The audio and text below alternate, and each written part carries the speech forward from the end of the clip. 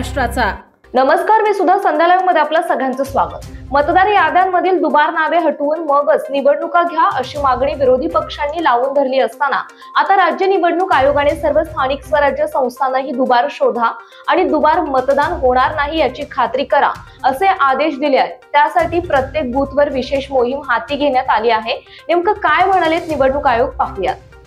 नाही, दुबार आणि तिबार मतदाराबाबत आम्ही पूर्णपणे उपाययोजना केलेल्या आहे। त्याची मी प्रक्रिया आपल्याला सांगितलेली आहे। जिथे दुबार मतदार तिबार मतदार आहेत तिथे आमचे लोक संबंधित मतदारांपर्यंत जातील आणि त्यांना विचारतील, त्यांचे ऑप्शन्स घेतील आणि जे मतदार त्या आव्हानाला प्रतिसाद देणार नाही त्याच्यामध्ये सुद्धा त्यांच्याकडून अंडरटेकिंग घेऊन आम्ही त्यांना मतदान करू देणार आहे। विरोधकांचा असाही आरोप आहे की निवडणूक आयोग हे सत्ताधाऱ्यांच्या दबावाखाली काम करत आहे, त्यांच्या सांगण्याप्रमाणे काम करत आहे। कितपत तथ्य आहे याच्यात?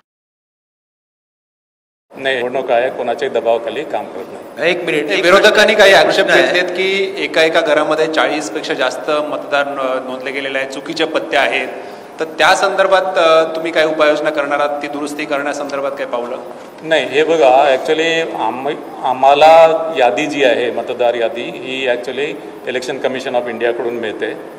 या यादीमध्ये आम्हाला दुबार तिबार मतदाराबाबत आम्हाला ॲक्च्युली कार्यवाही करता येतं, जी आम्ही केलेली आहे।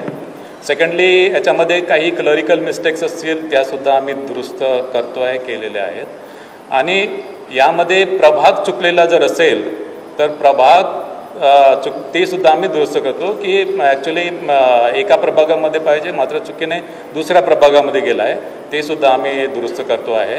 आणि विधानसभेच्या मतदार यादीमध्ये नाव आहे पण या मतदार यादीमध्ये नाव नाही आहे, ती सुद्धा आम्ही नाव त्यामध्ये इन्कॉर्पोरेट करतो। काही पक्षांनी इशारे दिलेले आहेत की मतदान होऊ देणार नाही किंवा मतदान करायला जाऊ नका, अशा पद्धतीच्या जर काही हे आल्या घोषणा, मग मतदान मोठ्या प्रमाणात होऊ शकेल, मतदानाचा टक्का जो आहे तो मोठ्या प्रमाणात खाली होऊ शकेल, त्याबद्दल हे चिंताजनक वाटत नाही का? आम्ही ॲक्च्युली मतदानचा टक्केवारी वाढवण्यासाठी विविध वोटर्स अवेअरनेस कॅम्पेन आम्ही, त्यानंतर मग जिथे दुबार तिबार मतदार आहे त्या मतदारांपर्यंत आम्ही पोहोचतो आहे।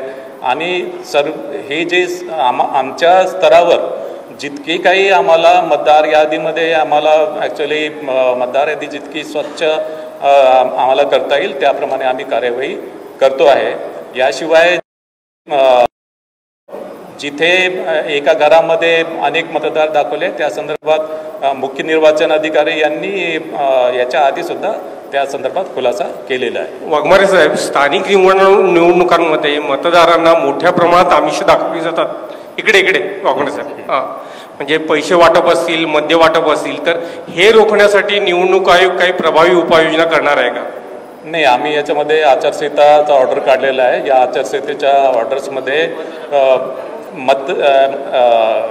मद्य आणि पैशाचे वाटप याच्याबद्दल सर्व प्रतिबंधक उपाययोजना केलेल्या आहे। पोलीस विभागाला प्रॉपर दिलेले आहे आणि यामध्ये सर्व बँका, सर्व पतपेढ्या यांच्या व्यवहारावर पूर्ण लक्ष ठेवणार आहे।